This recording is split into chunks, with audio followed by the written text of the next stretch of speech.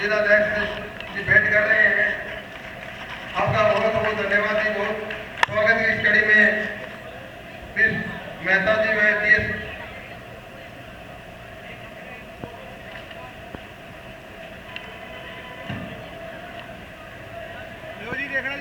बहुत बहुत धन्यवाद अध्यक्ष जी का कि वो इन्होंने कलश देकर के, कलश बड़ा शुभ का प्रतीक होता है, इन्होंने हमारे अध्यक्ष जी को कलश देकर के सम्मानित किया है। और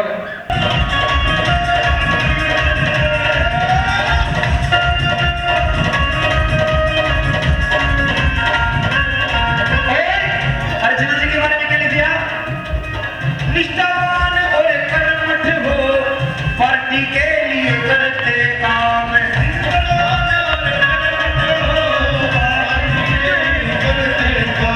संगठन मजबूती के लिए मेहनत करता।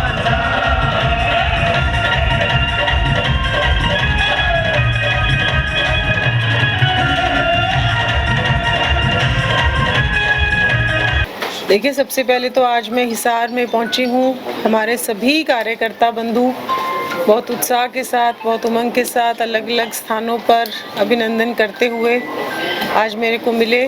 मैं अपने हिसार जिले के सभी कार्यकर्ताओं का, अपनी जिलाध्यक्ष का, हमारे कैबिनेट में मंत्री भाई रणबीर गंगवा जी का, हमारे मेयर प्रवीण पोपली जी, हमारे अभी कैबिनेट मंत्री कृष्ण बेदी जी भी यहीं थे, और भाई रणधीर पनिहार जी, और हमारे भाई जवाहर सैनी जी, और सभी कार्यकर्ताओं ने जिन्होंने आज इस कार्यक्रम का आयोजन किया। हमारे ज़िले के महामंत्री, सभी का हृदय की गहराइयों से आपके माध्यम से धन्यवाद करती हूँ। आप लोग भी बहुत बड़ी संख्या में कार्यक्रम में आए, आप सबका भी बहुत बहुत धन्यवाद है। और भारतीय जनता पार्टी कार्यकर्ता आधारित पार्टी है, और हमारा कार्यकर्ता जब बूथ पर काम करता है तभी हम चुनाव में जीतते हैं। तीसरी बार भारतीय जनता पार्टी की केंद्र में और प्रदेश में सरकार बनी है, तो इसलिए बूथ पर जाकर काम करना संगठन के लिए बहुत ज़रूरी है। कोई कार्यकर्ता चाहे राष्ट्रीय टीम में भी काम करता है, उसको भी चिंता करनी पड़ेगी कि उसके खुद के बूथ की स्थिति क्या है। SIR का काम पूरे प्रदेश में चालू हो चुका है। जो पहले वाली वोटर लिस्ट थी, that is null and void now. जितने लोग एन्यूमरेशन फॉर्म भरेंगे, अपने 2 फोटोज़ देंगे और साइन करके देंगे, तभी उनकी नई वोटर लिस्ट में, ड्राफ्ट लिस्ट में वोट आएगी। तो उसके लिए हमारी सरकार अच्छी तरीके से काम कर रही है, लेकिन संगठन को भी साथ में सहयोग करना पड़ेगा। और घर घर जाके एन्यूमरेशन फॉर्म भरवा के BLA 2 जो है, बूथ की कमेटियां जो हैं, वो घर घर जाके एन्यूमरेशन फॉर्म भरवा के, और साथ ही साथ जो नई वोट्स बनवानी है, यूथ की वोट बननी है, या जो बच्चियां शादी होकर आई हैं उन बूथ्स के ऊपर, उनकी नई वोट बननी है, तो उन सब विषयों के लिए हमारा संगठन जो है वो जमीनी स्तर पर जाकर काम करे। पूर्व मुख्यमंत्री भूपेंद्र सिंह हुड्डा के बयान पर आपका रिएक्शन चाहिए। बीजेपी और चुनाव आयोग मिलकर देश के लोकतंत्र पर हमला कर रहे हैं। देखिए, कल ही हमने 25 जून 1975 लोकतंत्र पर हमला, वो लोग बोल रहे हैं जिन्होंने सत्ता की लोलुपता के लिए, खुद प्रधानमंत्री पद पर बने रहने के लिए देश के लोकतंत्र की हत्या करी, देश के संविधान की हत्या करी। हमारा जो लोकतंत्र का चौथा स्तंभ है, किस तरीके से मीडिया को अपंग बना दिया, किस तरीके से रातों रात मीडिया हाउसेस के लाइट के कनेक्शंस काट दिए गए। मीडिया जो लिखेगा, जो इंदिरा गांधी चाहेगी, उसके अलावा आप कुछ लिख नहीं सकते। तो वो लोग ऐसी बातें करते हैं, किस तरीके से उन्होंने हर स्तर पर लाखों कार्यकर्ताओं को, अलग अलग पार्टी के जो भी कोई आवाज उठा सकता था, उनकी आवाज दबाने के लिए सबको जेल में ठूस दिया, और किस तरीके से असहनीय यातनाएं दी। कल हमने 3 स्थानों पर, पंचकुला में, फरीदाबाद में और रोहतक में, लोकतंत्र जो हमारे सेनानी थे उनको बुला के हमने सम्मान भी किया, और उनकी यातनाएं कल हमने सुनी। कल हमने उनका दुख साझा किया, और जब वो अपनी यातनाएं बता रहे थे, और वो यातनाएं कब थी? अगर वो यातनाएं अंग्रेजों ने दी थी तब भी हम मानते थे कि हम पराधीन थे।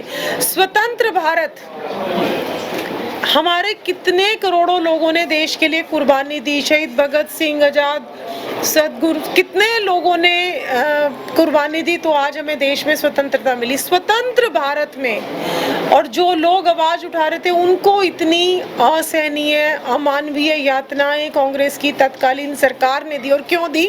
कि सिर्फ हमारी कुर्सी ना छिन जाए, जबकि सत्ता का दुरुपयोग करके वो एमपी बनी, सत्ता का दुरुपयोग करके एमपी बनने के बाद वो प्रधानमंत्री बनी।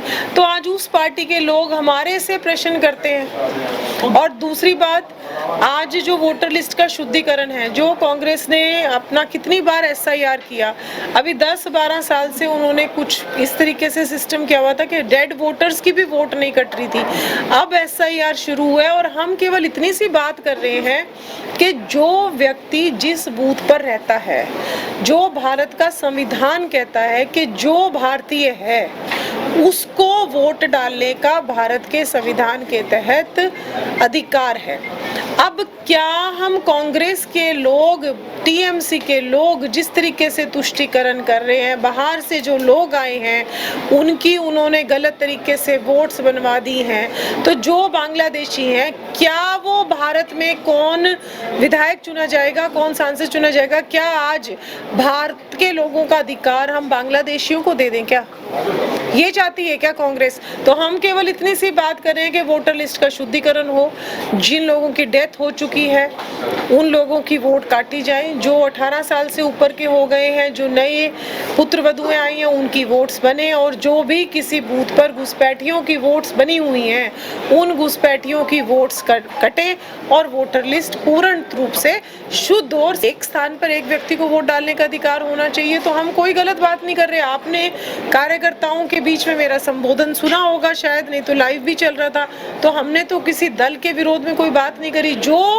संविधान के अनुरूप होना चाहिए, हम केवल उतना सा आह्वान अपने कार्यकर्ताओं से कर रहे हैं। कानून और व्यवस्था पर भी हुड्डा ने सवाल खड़े किए और कहा कि गुंडागर्दी और गोली के लिए अब हरियाणा को पहचाना जाता है। बिल्कुल ठीक बात है। और उन्होंने क्या किया, सारी की सारी जमीनें जीजा जी को बांट दी, भोले भाले किसानों को बेवकूफ बना दिया हुड्डा जी ने। किस तरीके से जवाई राजा को जाकर जमीनें उन्होंने तोहफे में दे दी। आज प्रदेश में कानून की व्यवस्था पूरी तरह से ठीक है। हमारे मुख्यमंत्री जी लगातार एक पैनी नजर बना के रखे हुए हैं, कहीं पर भी कोई समस्या आती है तुरंत एक्शन लिया जाता है। अभी पिछले दिनों मेरा ही जो गृह जिला है पानीपत, वहां पर एक बच्चे को उठाया गया था 12 साल के, 3 घंटे के अंदर वो बच्चा भी हमने वापस हमें मिल गया।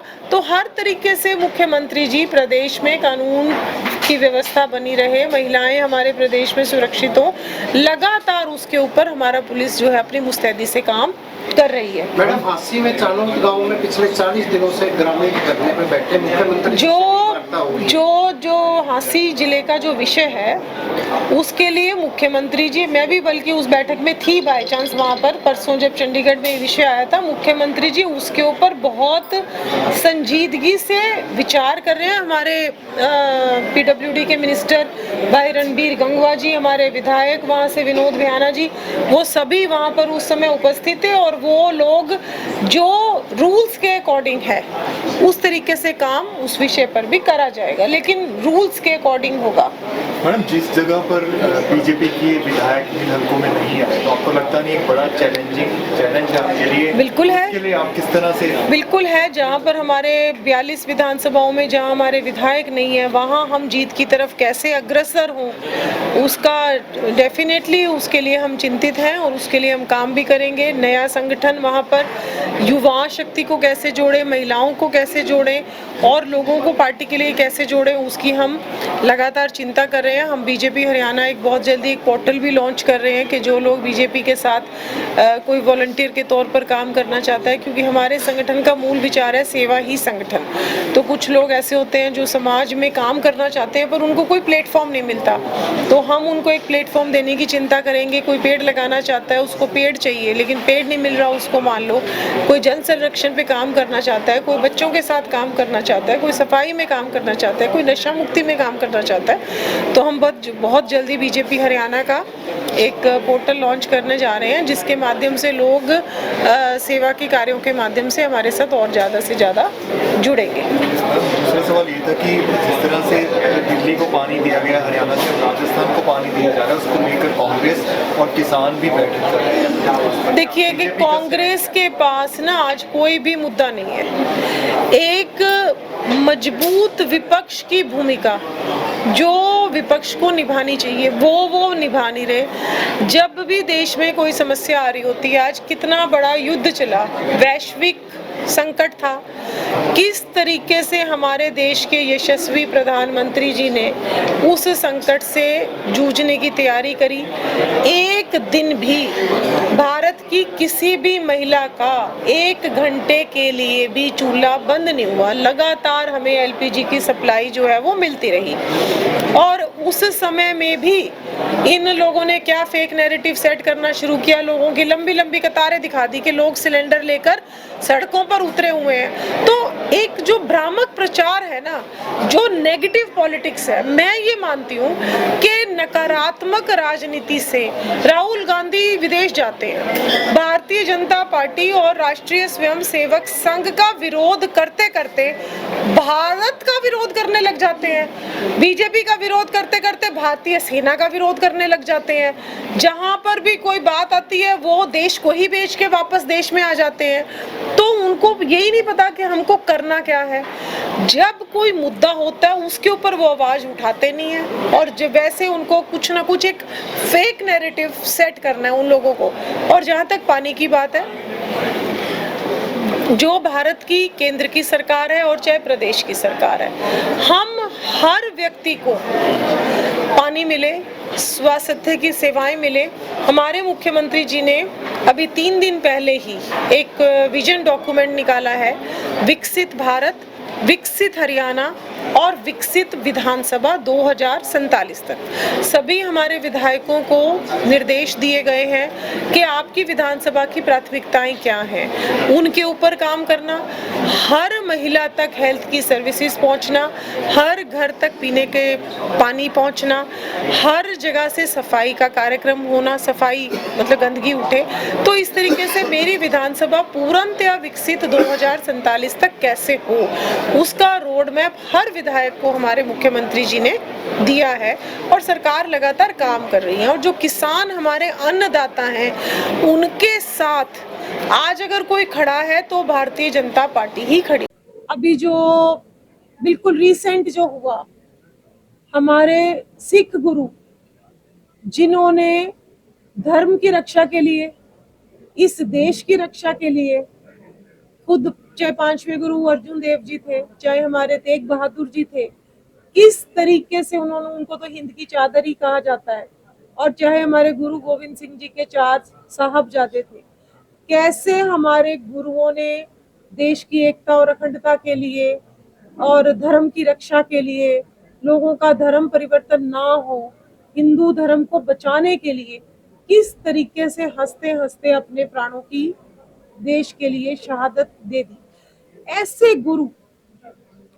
गुरुओं की उन्होंने बेअदबी भगवंत मान ने करी, और बेअदबी करने के बाद हो सकता है नशे में धुत हो और उस समय बेअदबी हो गई हो, लेकिन जब नशा उतर गया था तब तो गुरु घर में जाके माफी मांग लेते। कम से कम नशा उतरने के बाद तो माफी मांग ही सकते हैं। नशे में तो चलो हो गई बेअदबी, लेकिन उसके बाद उन्होंने और भी ज्यादा बेअदबी कर दी। उन्होंने कहा कि मेरी वीडियो फेक बनाई गई है, और मैं मुख्यमंत्री हरियाणा का और हमारी पुलिस का फिर से धन्यवाद करती हूँ कि जिस तरीके से उन्होंने 10 लाख रुपए देकर प्रेशर बनाया कि जी इसको गलत रिपोर्ट दे दो, कि उन्होंने मुजरिमों को पकड़ा और वो सिद्ध किया कि ये फेक वीडियो नहीं थी।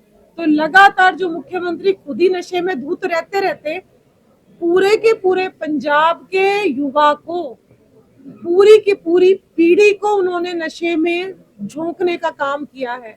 जो झूठे वायदे करके आम आदमी पार्टी ने सरकार बनाई पंजाब में, कोई वायदा उन्होंने पूरा नहीं किया।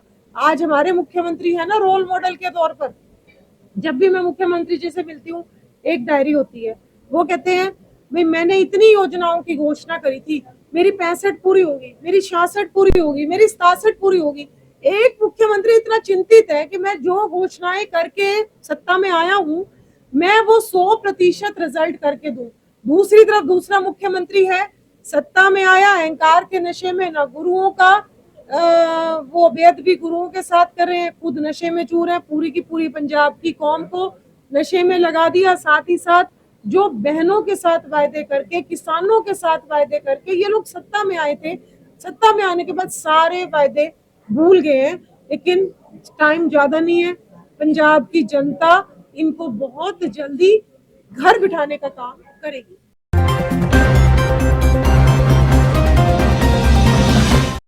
लेटेस्ट वीडियोस के लिए सब्सक्राइब करें हमारा चैनल नई ताजा न्यूज और दबाएं बेल आइकॉन ताकि आप मिस ना करें कोई भी अपडेट।